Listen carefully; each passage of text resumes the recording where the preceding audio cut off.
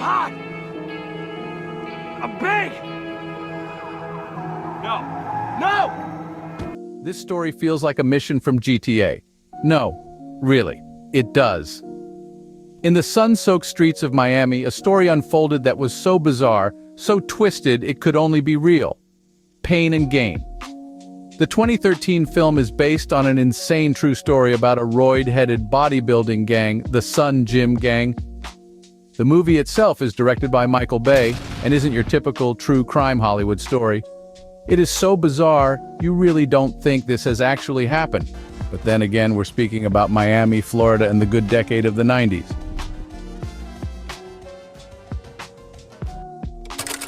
Starring Mark Wahlberg, Dwayne Johnson, and Anthony Mackie, the film introduces us to some interesting and outlandish characters of Daniel Lugo, Paul Doyle, I cannot kill. and Adrian Doorbal. I think they messed me up. Don't worry, that's what we specialize in here. Penis magic. These rascal bodybuilders thought they could pump and hustle their way to the American dream, but of course things took a dark and twisted turn. Yeah, buddy! Lightweight! For 1 whole month, the bodybuilders held and tortured businessman Mark Schiller. Eventually, he signed over millions of dollars to them. But what led to this chaos? They were employees of the Sun Gym in the mid-90s. The gym served as a meeting place and workplace for Lugo and his friends in the hunt for the American dream. Lugo was even the manager at Sun Gym. Fueled by ambition and misguided notions of success, they hatched a plan that would make headlines for years to come. Daniel Lugo, played by Wahlberg, was the conniving leader and, according to Schiller himself, a lethal manipulator. Mark Schiller has also said this about Wahlberg's character. In reality, Lugo was a very difficult person to like. He almost had a neon sign on his forehead that said, "Don't trust me." Daniel Lugo wanted to assemble a team to make his American dream come true. The team was made up of the previously mentioned names. However, Paul Doyle, The Rock's character, is a composite of several real-life individuals of different nationalities who were not depicted in the film, such as Carl Weeks, Jorge Delgado, and Stevenson Pierre. The gang was a group of ex-convicts and bodybuilders convicted of kidnapping, extortion, torture, and murder in Miami in the mid-1990s. Not sure if that's the best team to assemble, Mr. Lugo. The Sun Gym Gang was used to the phrase, "no pain, no gain" in the fitness world, but it would turn out to be just pain and gain. In 1991, Lugo had been arrested and pleaded guilty to fraud, serving a 15-month sentence in addition to a 3-year federal probation period. Adrian Doorbal worked part-time at the gym alongside Lugo. During 1994, Carl Weeks moved from New York City to Miami to live with his girlfriend's cousin, Stevenson Pierre. Pierre had been hired by Lugo in February 1994 to create a collection agency for overdue gym membership payments. When this didn't work out, he remained at the gym first as the back office manager in the weight room, before ending up as a desk clerk.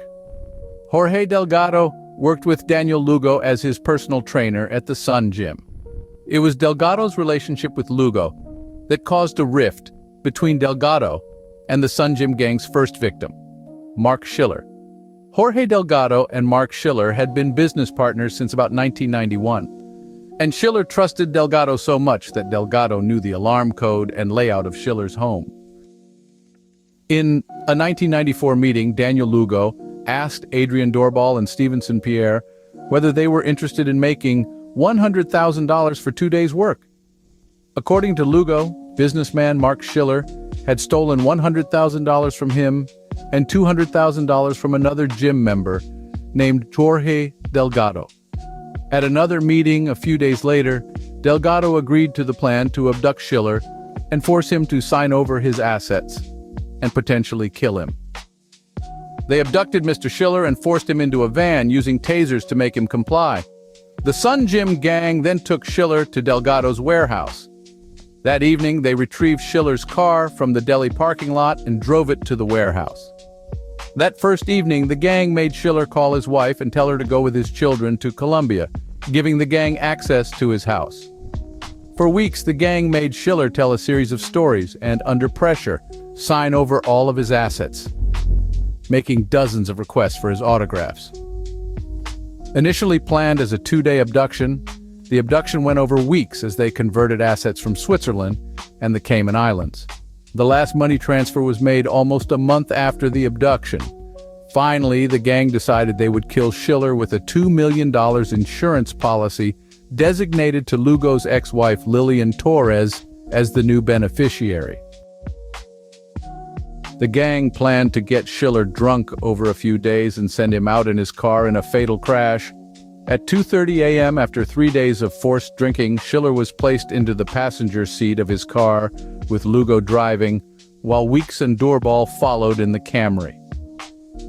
Schiller was then strapped into the driver's seat, and Lugo moved into the passenger side and stomped the gas pedal and steered the vehicle toward a concrete utility pole, jumping out just before the collision.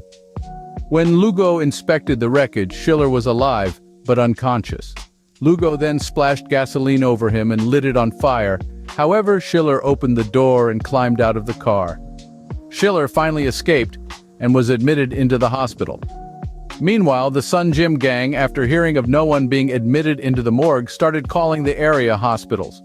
They discovered that Schiller was at South Miami Hospital and in a critical but stable condition.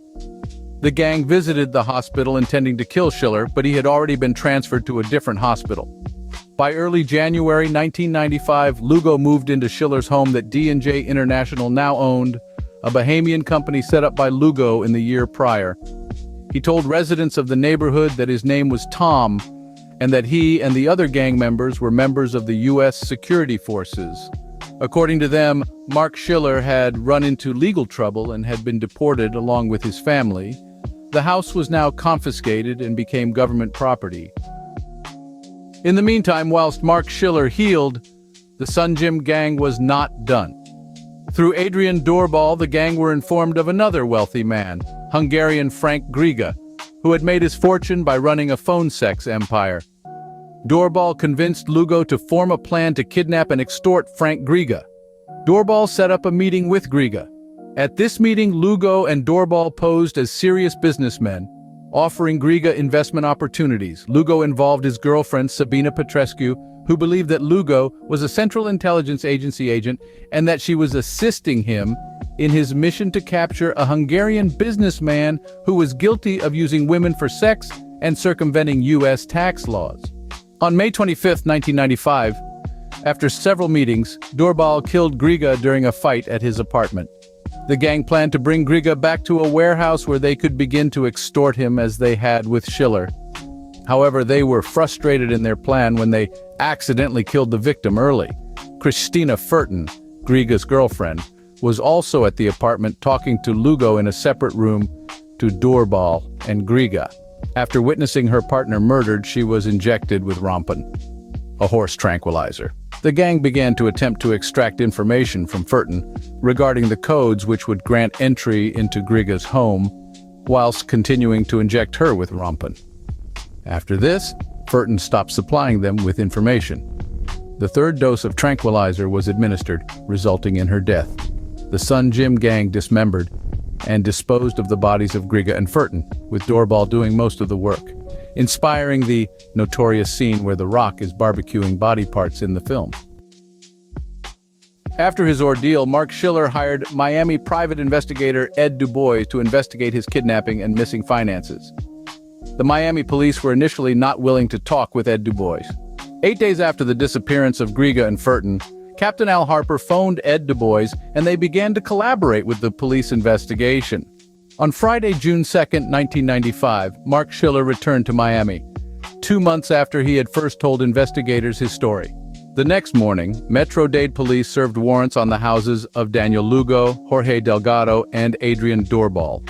Lugo had already fled to the Bahamas but was arrested 5 days later in Nassau by a multi-agency task force. Lugo helped the police to find the bodies of Griga and Furton. Police also arrested Carl Weeks and Stevenson Pierre. The trial, which began on February 24, 1996, was the longest and most expensive criminal trial in the history of Dade County. It featured more than 1,200 pieces of physical evidence and 98 witnesses. Lugo was indicted on 46 counts, including first-degree murders. Daniel Lugo remains on death row,